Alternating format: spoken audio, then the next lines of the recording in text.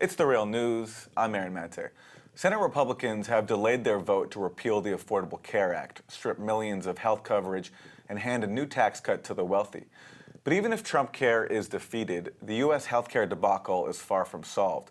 Under the current system, about 28 million people are uninsured, and many who have coverage face soaring premiums in plans that can barely be used.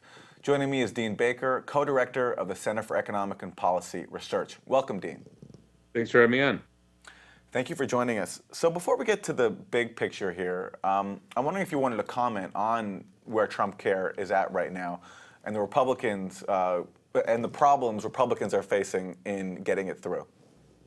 Well, to start with, they're trying a maneuver, of course, using reconciliation, a process that means they only need 50 votes in the Senate rather than 60 to cut off a debate and a filibuster. But they have a hard time getting it. Of course, they have 52 Republicans. They could lose 2 and still get through with the Vice President Pence's vote. But they seem to have lost at this point at least 5, basically 2 on the right and 3, I hate to say on the left, but, somewhat more moderate Republicans. So they don't have the votes right now, and they're putting this off till after the July 4th recess. And they were trying their best not to do that because, needless to say, a lot of people are very angry about this. Members will go back to their districts, their states over the July 4th recess, and they're going to get an earful from constituents. They're going to be very upset about losing their health care. So for the moment, at least, they don't have the votes they need to pass it, but they are not giving up. So they're still trying. They want very much to give this big tax break to rich people, and that's really the core issue here for them. I think the cutting back of health care is secondary, but they're not about to give up on that. And can you comment on the magnitude of this effort here in terms of trying to take away people's coverage and hand that money over to the wealthy, as you say? Yeah, well, basically, the tax cut that they're looking at, $700 billion over the span of a decade. So it's roughly 70 billion a year. It's about half of 1% of GDP. It's a chunk of change, and almost all that goes to the wealthy, the top 1 to 2% of the population. There's some other small taxes in there. So that's the tax cut side. On the healthcare side, the Congressional Budget Office estimates that 22 million fewer people would have coverage by 2026, the last year in their estimates. Huge cutback in Medicaid. Medicaid is cut 10% over the course of a decade. The cuts get larger year by year. So in 2026, the cut is over 25%. So you're talking about massive cuts, people losing coverage, basically people being thrown out of nursing homes. And then on top of that, insurance policies will be much less affordable. So for the Congressional Budget Office, their estimate of a middle-income person who's 64, they're going to be looking at a policy that will cost over $20,000 a year, and that's not even a particularly good policy. So that's going to be very hard for a lot of, as I say, even middle-income people. A lot of lower-income people, of course, will be altogether unaffordable for, but $20,000 for someone making $55,000 a year is pretty hard to pay. I want to play you on the issue of Medicaid, the comments of Kellyanne Conway, the White House advisor. This is what she said earlier this week about people who are currently on Medicaid. If you are currently in Medicaid, if you became a Medicaid recipient through the Obamacare expansion, you are grandfathered in.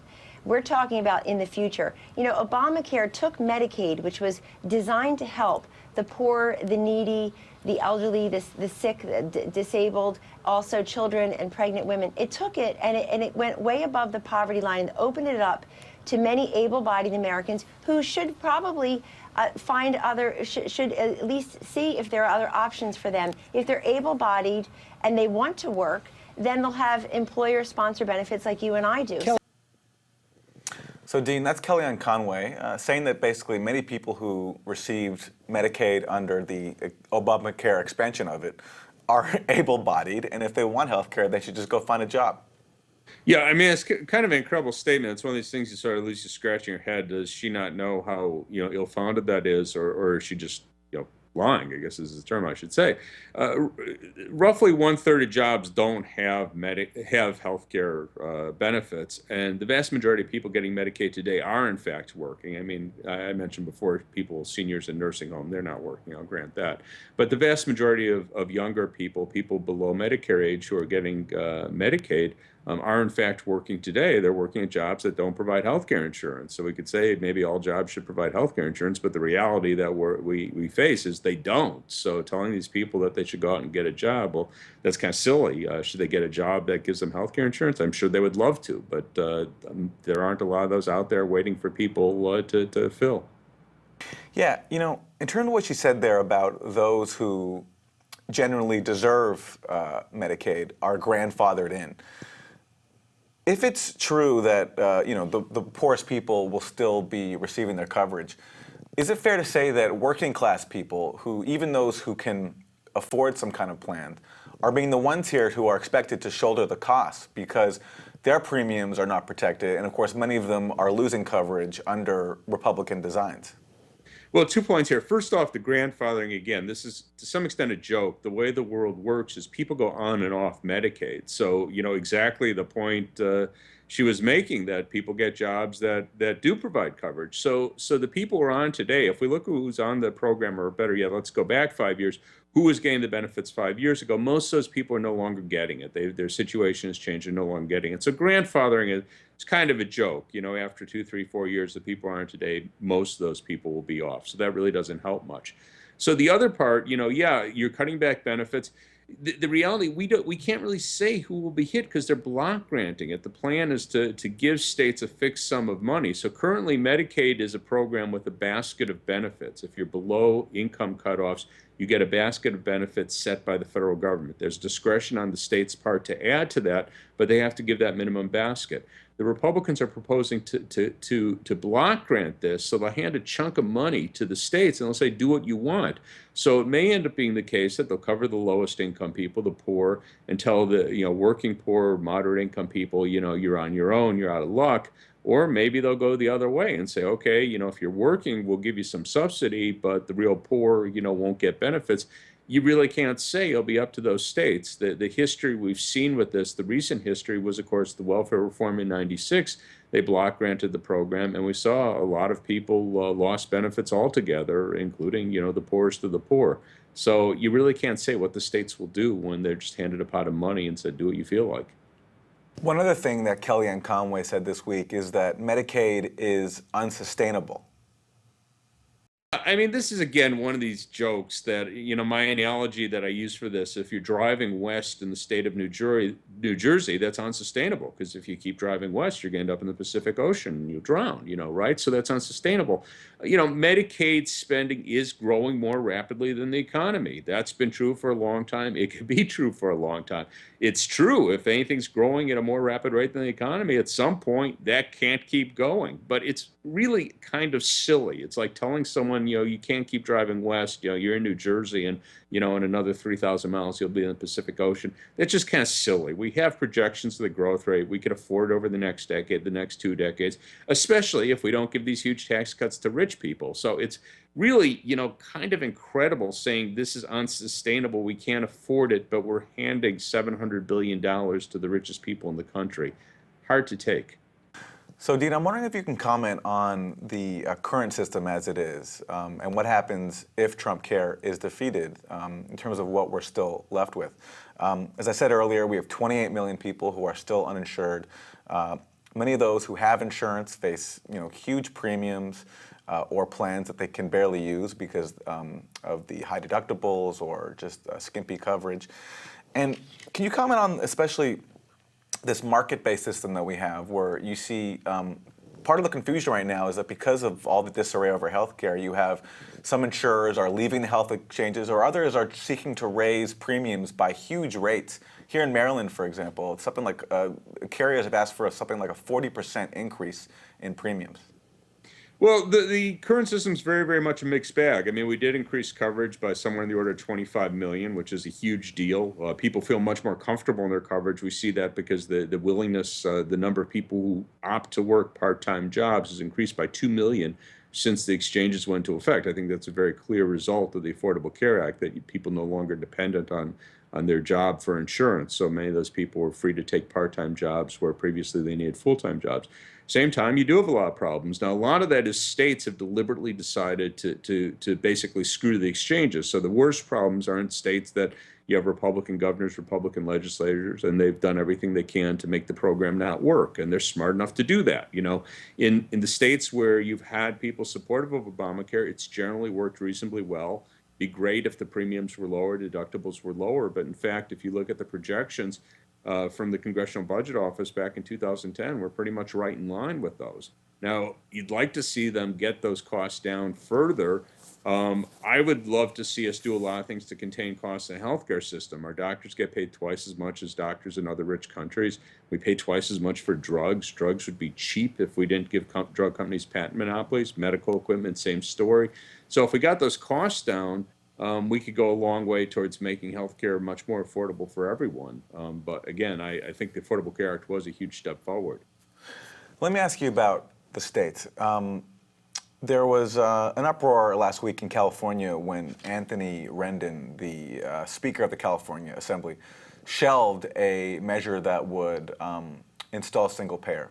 But my question is that even if that measure had gone through, are states on their own, in the absence of a federal single payer system, able to sustain the cost that it would take and just the effort that it would take to cover everyone in their state? So is it sustainable for states to take this go-it-alone approach in the absence of a national plan? I think it'd be difficult, particularly if you didn't have a cooperative administration in Washington, which I don't think you can count on at this point, because you have a lot of money that comes from the federal government that the states would be counting on having access to, particularly what I'm talking about is Medicaid, Medicare spending. In principle, I mean, there's no reason the federal government shouldn't give that to a state that was running its own single-payer type plan. But again, I wouldn't count on the Trump administration's cooperation in that respect.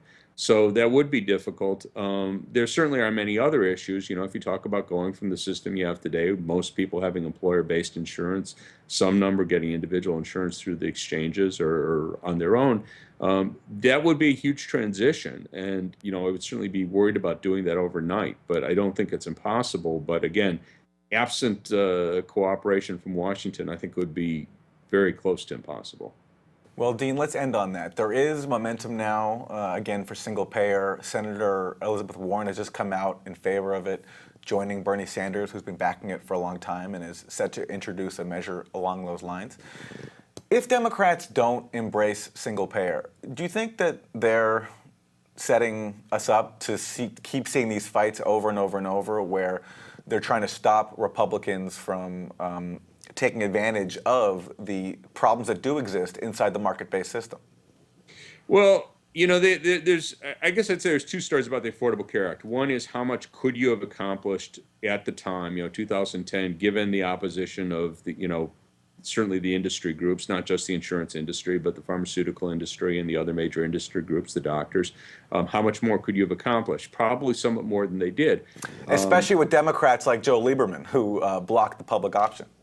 Absolutely. I mean, that was just even a public option. So here we're just giving people an option to buy in, and they couldn't get that through. So, I think you may have been able to get a little more than what they got, but that was the politics of the time. So how much more could President Obama push for? And again, I think somewhat more, but probably not hugely more. The other part is the unforced air.